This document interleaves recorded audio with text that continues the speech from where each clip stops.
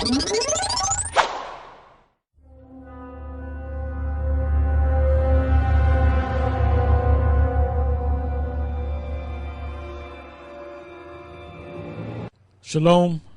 and welcome once again to another episode of Elders of GMS, giving all praises to Yahweh Ba'Shem Yahweh Shai.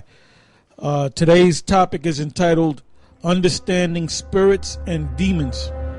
And the reason why we're going to go through this because a brother had sent a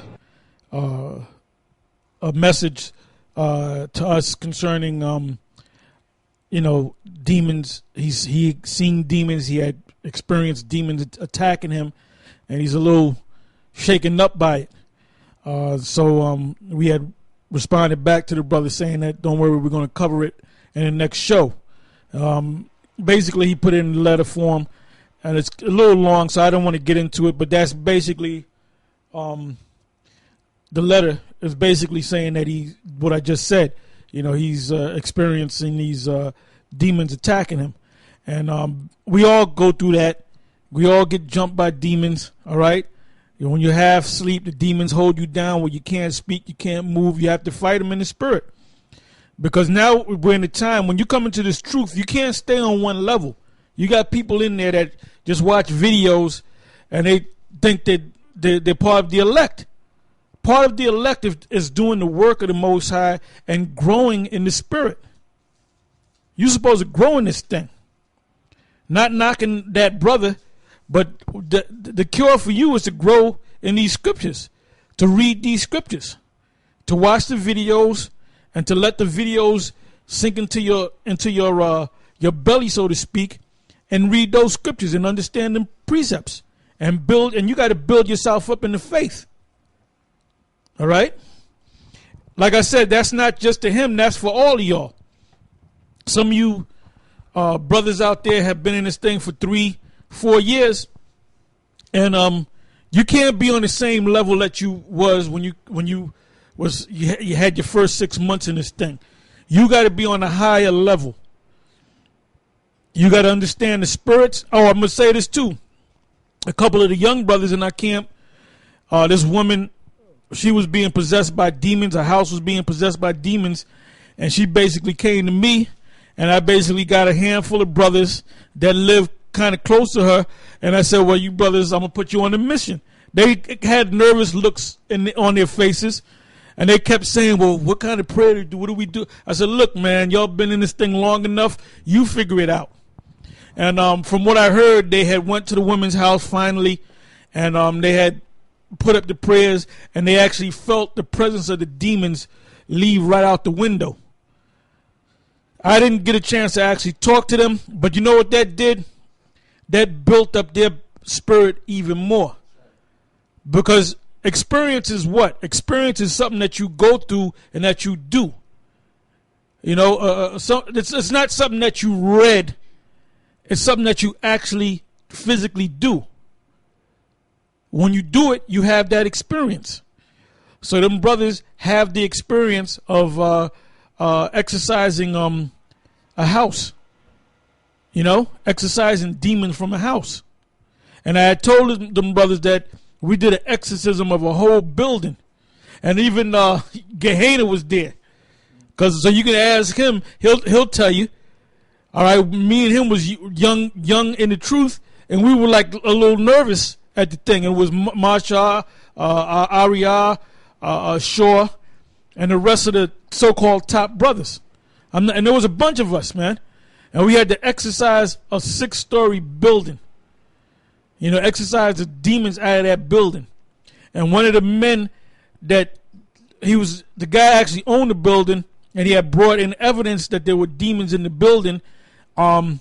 He had pictures, because he found out every morning the garbage cans were pushed over, and he had took pictures of the garbage cans. And when the pictures were developed, he saw fires, like fire sticks in one picture.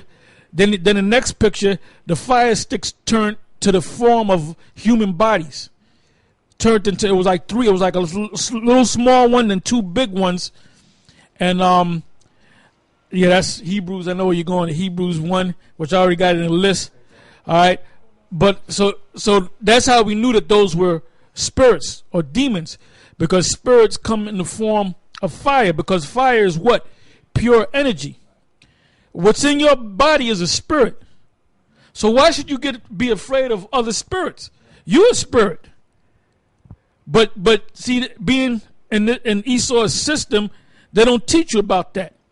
You ever hear of a thing called, well, they haven't spoke on this in a while, but I know back years ago, there was cases of a thing called human combustion, is it called? Spontaneous human combustion. Matter of fact, key that up. Now, you know what? Now, what happens is a person could be walking down the street and all of a sudden he just catches on fire. Then they investigate the death and they find out nobody put a match to him. There was no gas on him.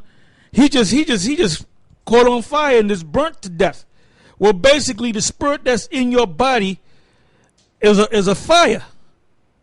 Matter of fact, give me that anyway since we're on it. Hebrews 1, because we're gonna read it again.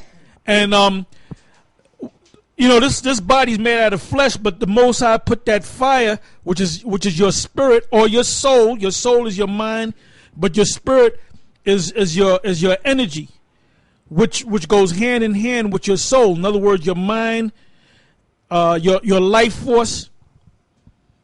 That's you. So when you die, that body is just materials, man. It breaks back into the elements like anything else. That's why your body decomposes, because that life force, that spirit, that fire is out of you. And what happens is the Most High puts that spirit in your body, which is a fire, and he I don't know how he does it, but that's beyond my comprehension. What he does is he contains that fire within your fleshly body. Now, what he could do is he can say, you know what? I'm going to release that fire. I'm going to release that element that protects your body from that fire. And that's why you experience a thing called spontaneous human combustion. All right? All right, I'm going to let the brother read on it. He just looked it up. So you're not going to get this on the General, he got a new name, General Gonorrhea. You're not going to get that because the man's not deep. All right? That's right. That's why he didn't answer no phone calls this past Monday.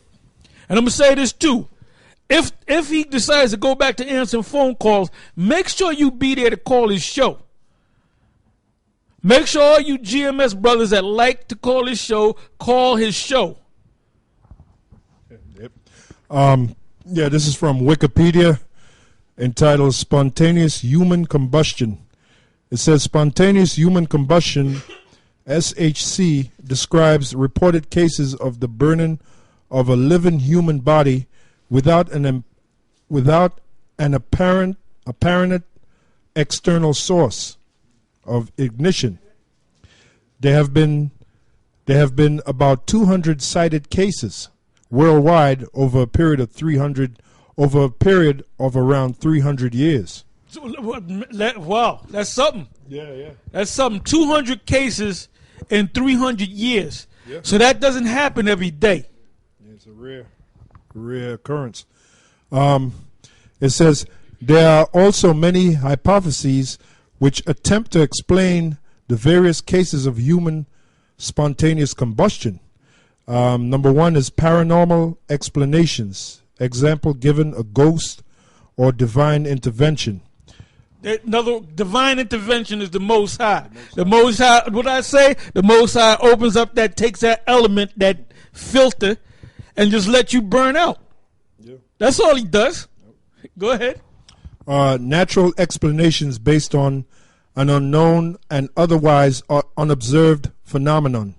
Example given, production of abnormally concentrated gas or raised levels of blood alcohol cause spontaneous ignition. Natural explanations that involved an external source of ignition. Example given, the victim dropped a cigarette. Excuse me. Objections to natural explanations typically refer to the degree of burning of the body with respect to its surroundings. Indeed, one of the common markers of a case of SHC is that the body or part of it suffered an extraordinarily large degree of burning with surroundings or lower limbs comparatively undamaged, despite scientific